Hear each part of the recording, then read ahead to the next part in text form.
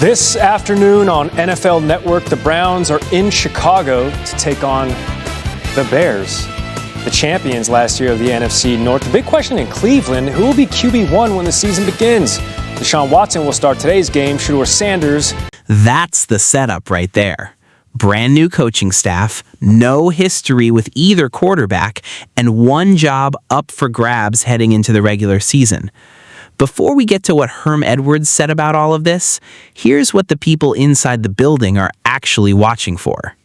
Gary, I made some calls to the Browns front office yesterday to figure out what this quarterback competition is like in training camp and what they're hoping to see today. And the word that one staffer used to describe what they've seen is parity. That this is a coaching staff, brand new coaching staff, mind you, that has no preconceived notions of either quarterback. They've really given both Deshaun Watson and Shedeur Sanders a clean slate. Sit with that word for a second.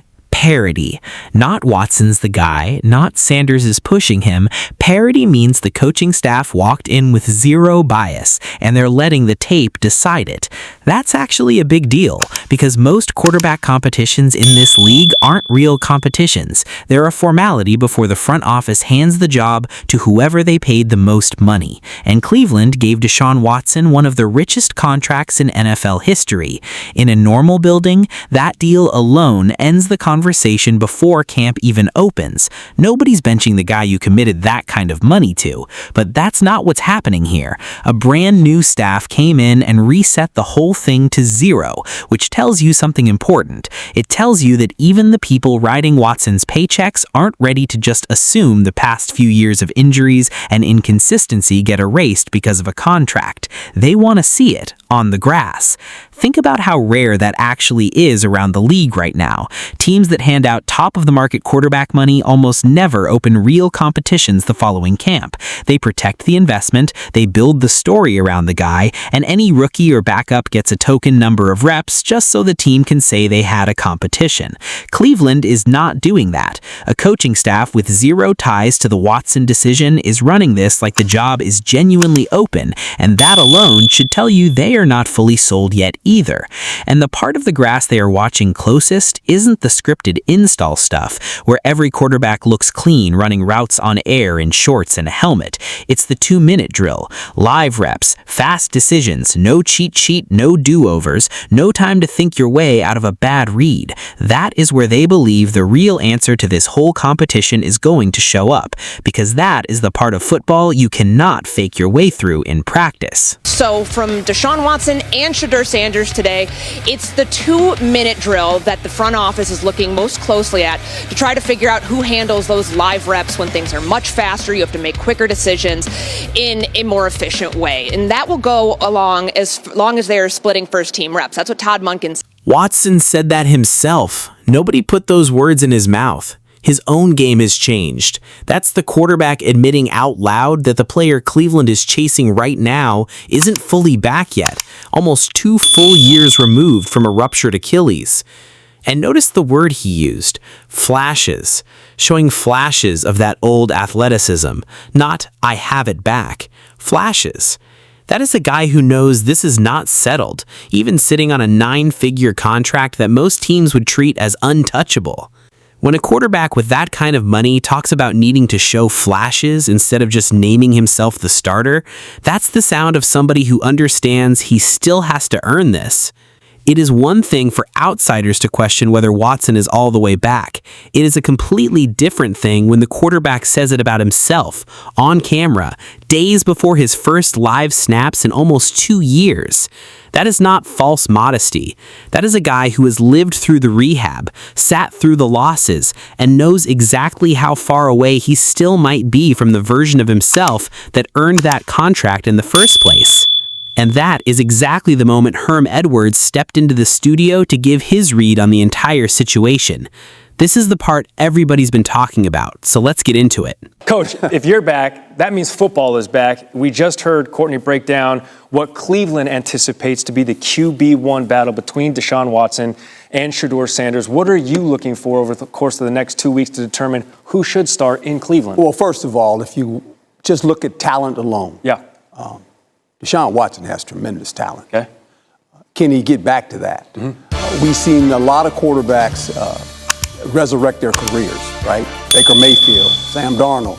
Can Watson all of a sudden find his way in this offense? And I think, as far as this thing goes, he's competing to be the starter. But really, he has more experience than Shedeur. Mm-hmm. We know he can do a lot of things. Can he get this offense going early in the preseason? He's got a couple shots and that's it. Yeah. But this shouldn't be close competition. He has more experience than Shedeur has. So here's where this gets interesting. Because on the surface, that sounds like Herm just closed the book on the whole thing. Isn't even close. More experience, lean on that. Case closed, Watson's the guy, move on. But go back and actually listen to how he phrased it. He never said Watson is the better quarterback right now. He said Watson has more experience, and that experience is what he has to lean on. That is a very specific choice of words from a man who has coached at the highest level of this league and knows exactly what he's saying on live television. You lean on experience when the tape isn't settling things on its own. You lean on experience when the talent question is still an open one and you need something else to tip the scale.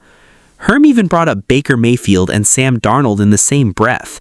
Two quarterbacks who both needed a full career reset, multiple stops, and a change of scenery before their talent finally caught up to the hype again. Neither of those guys walked into their bounce-back seasons as the unquestioned guy either. They had to prove it every single day in camp, the same way Herm is now describing Deshaun Watson's path back.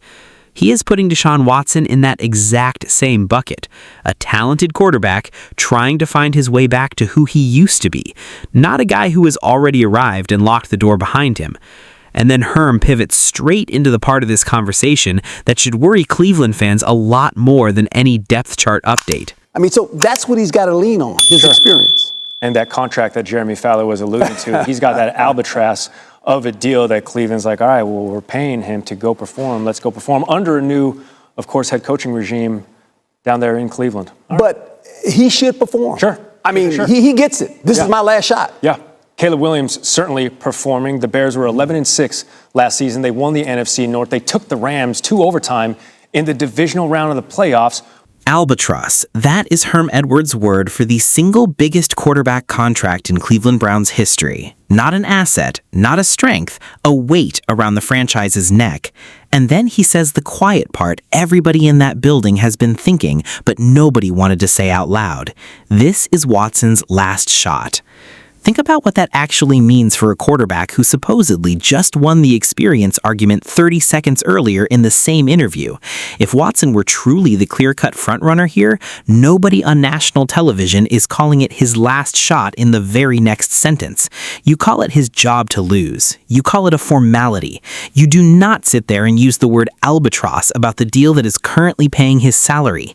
Instead, you have got a brand new coaching staff running a genuinely open competition on a quarterback making franchise-altering money, a body that is still not fully back from a ruptured Achilles by his own admission on camera, and now a Hall of Fame analyst pairing the phrase more experience with the phrase last shot in the same 5-minute segment. That combination does not sound like a vote of confidence. It sounds like a countdown clock. Cleveland has been through more starting quarterbacks over the last 2 decades than almost any franchise in the league, and every single time the story is the same. The front office commits, the fans buy in, and then reality shows up in October. Herm is not saying Watson is finished. He is saying the margin for error just got very small, and the calendar is not on his side anymore. And on the other side of that clock, Shedeur Sanders is getting his own start next week against the Bills with absolutely nothing to lose and everything to gain, walking into every single one of those reps with the exact same clean slate the front office already told reporters they handed both quarterbacks. So which is it? Is the Watson versus Sanders race isn't even close because Watson has already won it, or because Cleveland is genuinely running out of runway to find out whether their most expensive contract in franchise history can still play winning football at the level they paid for? Herm gave Watson the experience edge. There is no getting around that part. And on paper, that edge is real. Nobody is denying Deshaun Watson has played more NFL snaps, seen more defenses, and been through more of a real season season than Shedeur Sanders has at this point in his career. That part of Herm's answer is simply true. But in the same breath, the same 5-minute conversation, he called that deal an albatross and called this Watson's last shot in the same answer on national television. That is not an accident. That is a coach telling you what he actually sees without technically breaking from the company line.